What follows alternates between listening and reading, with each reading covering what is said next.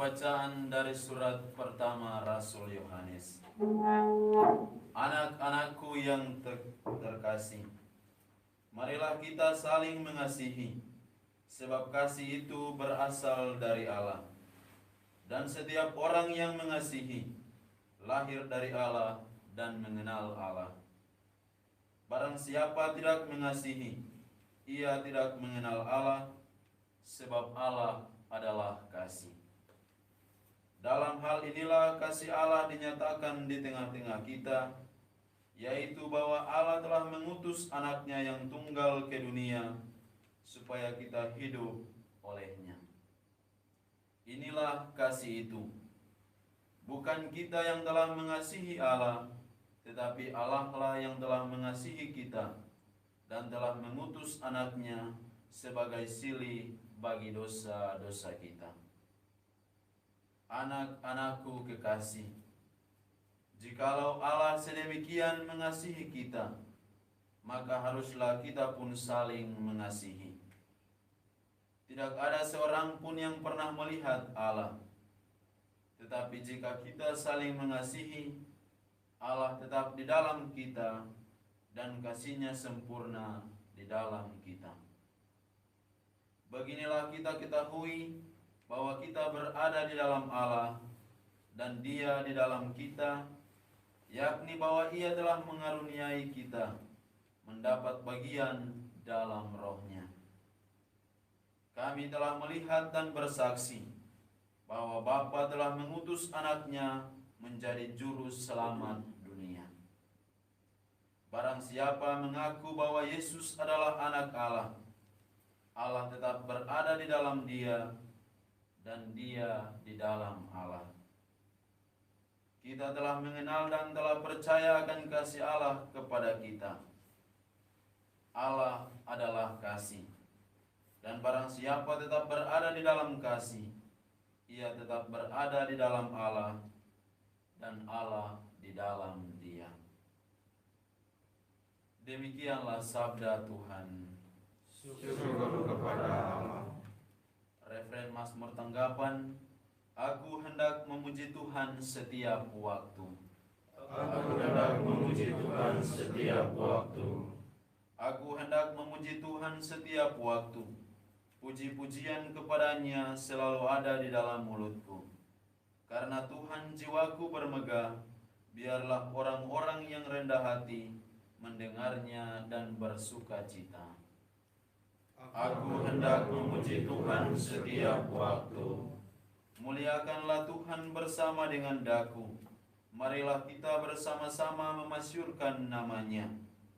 Aku telah mencari Tuhan, lalu Ia menjawab aku dan melepaskan daku dari segala kegentaranku. Aku hendak memuji Tuhan setiap waktu. Tunjukkanlah pandangan-Mu kepadanya, maka mukamu akan berseri-seri, dan tidak akan malu tersipu-sipu. Orang yang tertindas ini berseru, dan Tuhan mendengarkan. Ia menyelamatkan dia dari segala kesesakannya. Aku hendak memuji Tuhan setiap waktu. Malaikat Tuhan berkemah di sekeliling orang-orang yang takwa, lalu meluputkan mereka. Kecaplah dan lihatlah betapa baiknya Tuhan. Berbahagialah orang yang berlindung padanya. Aku hendak memuji Tuhan setiap waktu. Takutlah akan Tuhan, hai orang-orangnya yang kudus. Sebab orang yang takut akan Dia takkan berkekurangan. Singa-singa muda merasa kelaparan, tetapi orang-orang yang mencari Tuhan tidak akan kekurangan suatu apapun.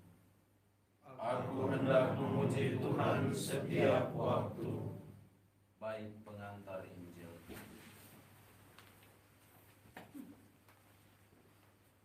Haleluya, haleluya,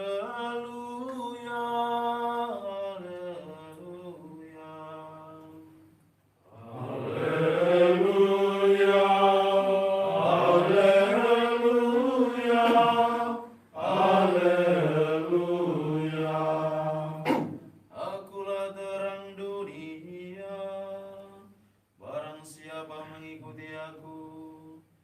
ia tidak berjalan dalam kegelapan, dan ia akan mempunyai terang hidup. Haleluya, haleluya, haleluya.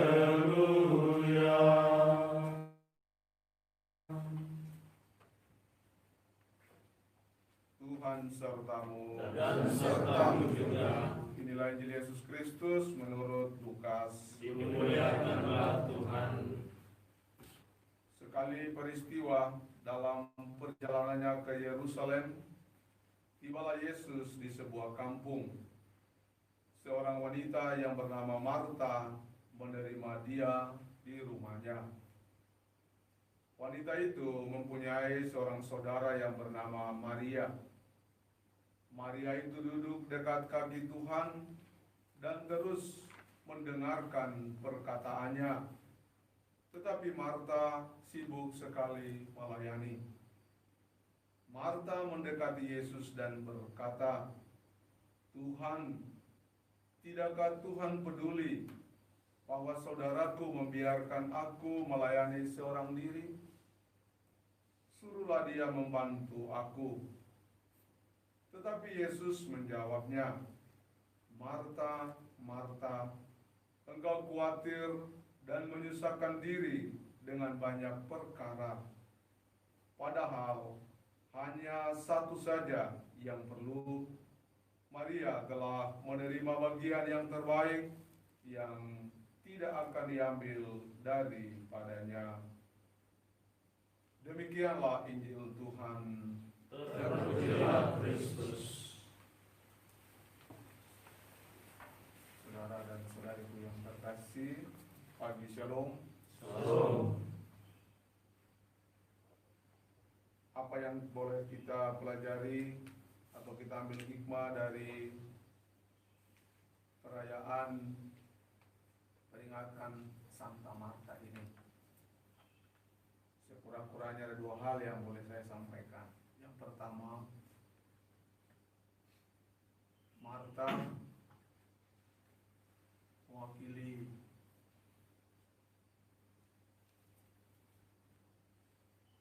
sebagian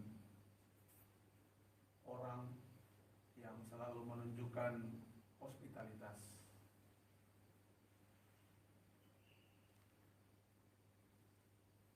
Marta dan keluarganya, saudaranya Maria dan juga Lazarus selalu menerima Yesus, dan murid-muridnya mampir di rumah beristirahat sebelum melanjutkan perjalanan baik ke Yerusalem ataupun ke tempat yang lain di Betania.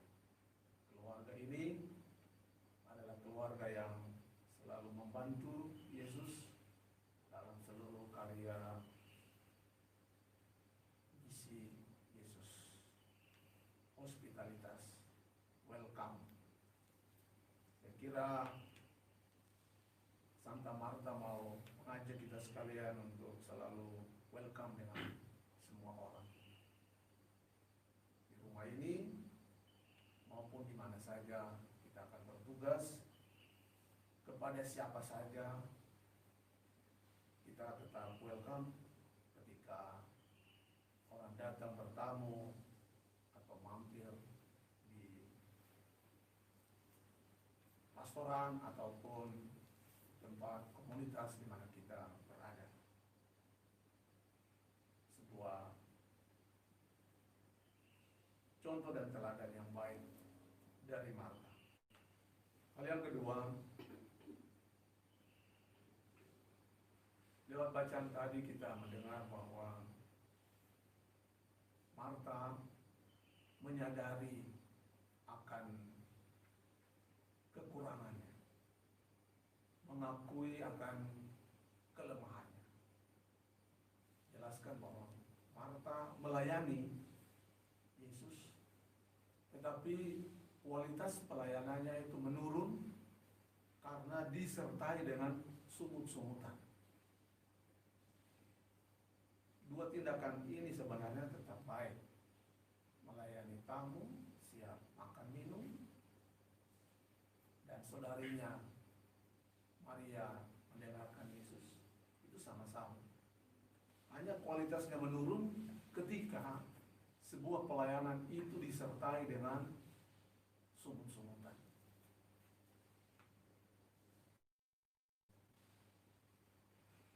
Pada titik ini Yesus mengkritik dengan bahasa yang sangat halus, menyadarkan Marta bahwa sesungguhnya yang terpenting adalah melayani dengan hati yang tulus, hati yang ikhlas.